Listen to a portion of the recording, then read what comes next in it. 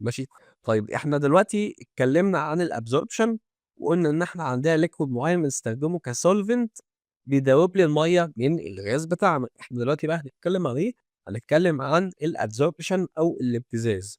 هي عبارة عن طريقة باستخدمها عشان أقدر إن أنا أشيل الwater vapor من الغاز بتاعي، وده بيتم عن طريق إن بيحصل condensation للwater vapor اللي ماشي مع الغاز على السطح الخارجي بتاع الsolid material اللي أنا باستخدمها.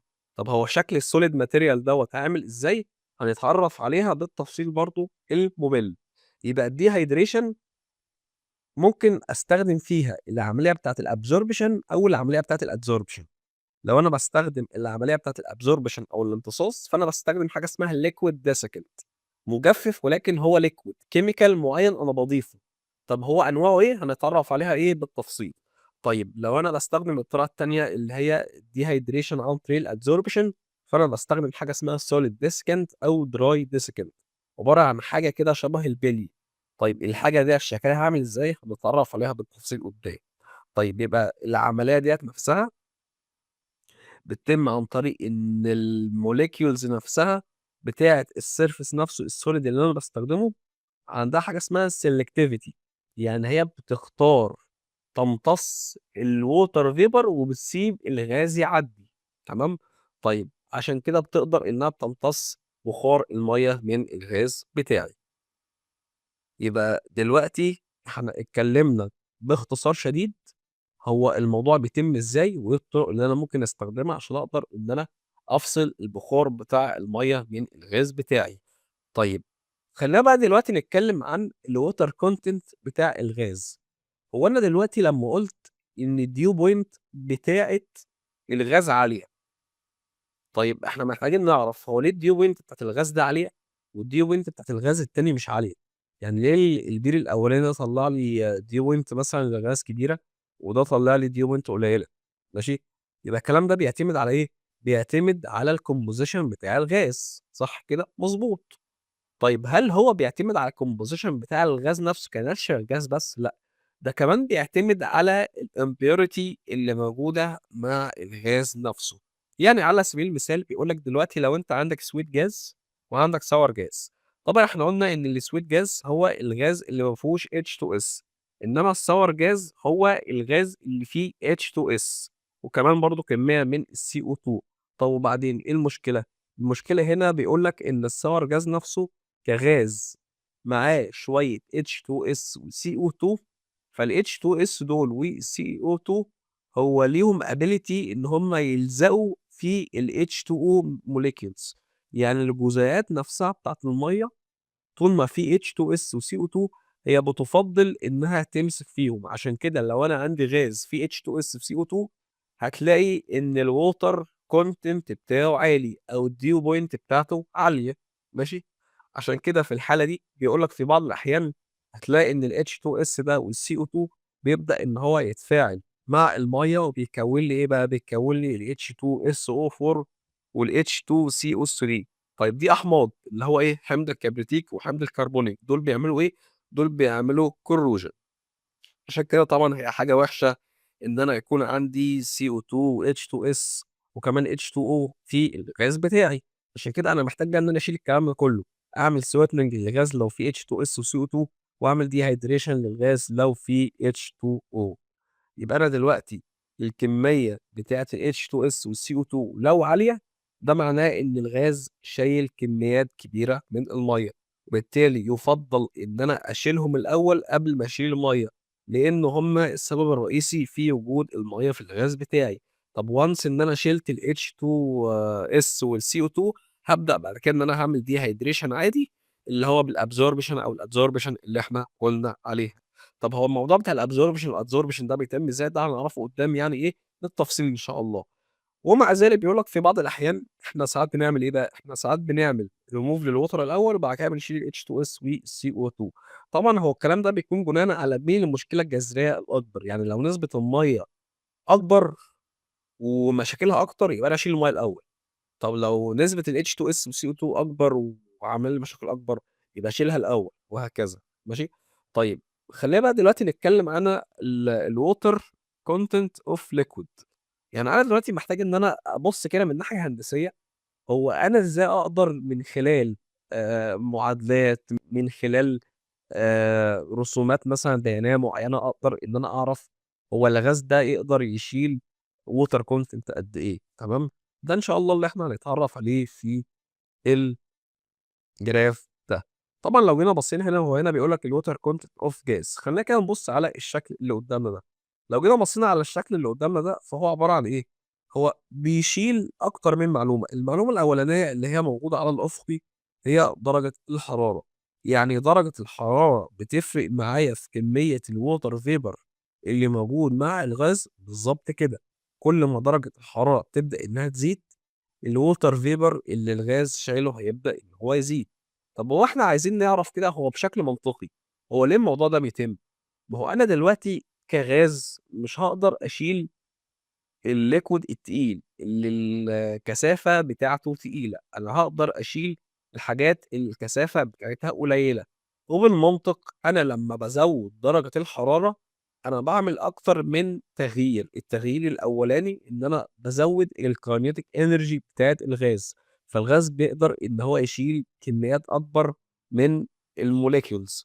طيب ديّة الحاجة الأولانية. الحاجة التانية إن أنا باقلل الكثافة بتاعة المَيّة، فلمّا باقلل الكثافة بتاعة المَيّة، المَيّة بتبقى أخف، فأسهل للغاز إن هو يشيل المَيّة دي ويبدأ إن هو يتحرك بيها. بمعنى آخر إن الwater vapor بتاعي هيبدأ إن هو يزيد في الغاز لو درجة الحرارة بدأت إنها تزيد. والموضوع بالمثل في الضغط، ولكن بيكون معكوس.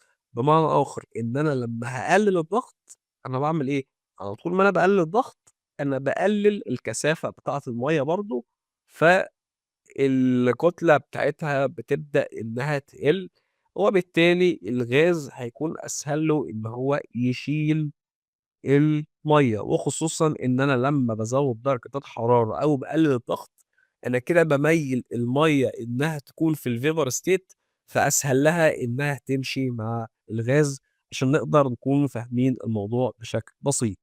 طب أنا دلوقتي حابب إن أنا أعرف هو الcurve ده شغال إزاي أو الجراف ده شغال إزاي. الحقيقة إن إحنا هنبُص على كيرفات كتير جدًا، وهنبدأ إن إحنا نعمل analysis كده لكل curve فيهم هو الموضوع ماشي إزاي، وكل figure هو أنا باقدر أجيب المحتوى بتاع المَيّة اللي موجود في الغاز إزاي.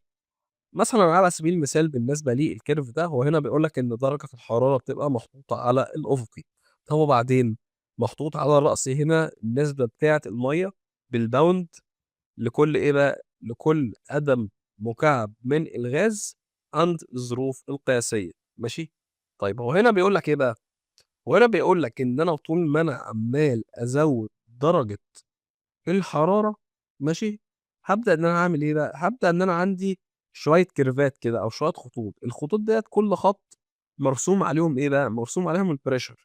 يبقى أنا بناءً على الtemperature والpressure بتاعي هابدأ إن أنا هاعمل إيه، هابدأ بالضبط إن أنا هاعمل تقاطع intersection. الintersection ده بيقول لي إن أنا مثلًا عند درجة الحرارة دي، ماشي، وعند الضغط ده هيبدأ يكون عندي water content معيّن هنا.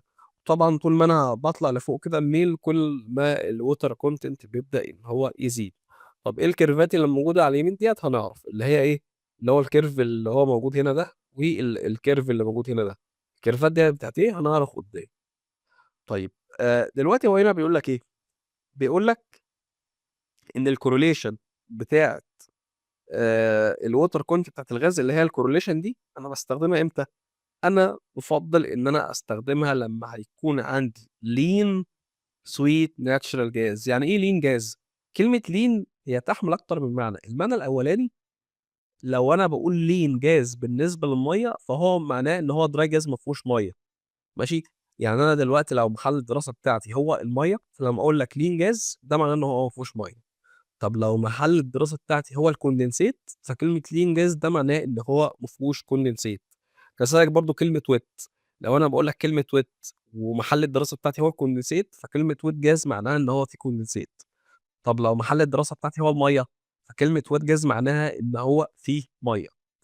طيب أنا دلوقتي باقول إن أنا عندي water content بالنسبة للجاز، فإزاي أقول إن هو lean gas؟ ما هو lean gas بالكوندنسيت، فأنا بافترض إن الغاز بتاعي هو عبارة عن dry gas. dry gas يعني ما فيهوش liquid hydrocarbon بس ومعاه water vapor عادي ماشي. يبقى أنا عشان أقدر إن أنا أطبّق الجراف ده، أنا لازم أفترض إن الغاز بتاعي هو ما فيهوش liquid hydrocarbon وهو عبارة عن sweet gas ما فيهوش H2S ولا فيه CO2 ماشي. عشان كده الجراف ده في الغالب بشكل practical هتلاقيه بيجيب نسبة error شوية. عشان كده طبعًا الgraphs اللي شبه كده ممكن ما تكونش بتستخدم دلوقتي، ويستخدم مكانها graphs تانية أو طرق تانية أو software حتى يعني ماشي. طيب هو إحنا ليه هندرسه؟ إحنا بس هندرسه عشان نعرف هو الموضوع بيتم إزاي بشكل مختصر. هو الموضوع من بدايته جه إزاي عشان أقدر إن أنا أحدد الwater content بتاع natural gas. فهو هنا بيقول لك إيه، الغاز ده بافترض فيه إيه بقى، بافترض إن 70% منه هو عبارة عن ميثان، وكمية صغيرة جدًا من الheavy hydrocarbon اللي هي الإيثان، بروبان، بيوتان، الكلام ده كله. ونسبة الliquid فيه تكاد تكون منعدمة عشان كده بيقولوا عليه اللي هو lean gas. طبعًا الcorrelation ديّة بتكون مناسبة في مختلف التطبيقات، مثلًا في حالة إن أنت عندك الgas composition بتاعك. ليه؟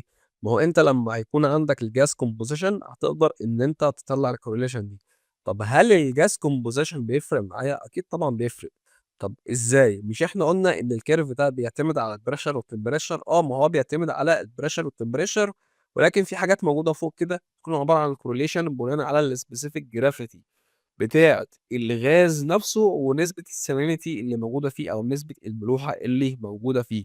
عشان كده لو الغاز بتاعي الspecific gravity بتاعته اتغيّرت فهيكون ليه correction بناءً على الspecific gravity الطبيعية أو الspecific gravity الactual اللي موجودة عندي على أرض الواقع. طب الموضوع ده هيتم إزاي؟ هنشوف مثال ليه إن شاء الله.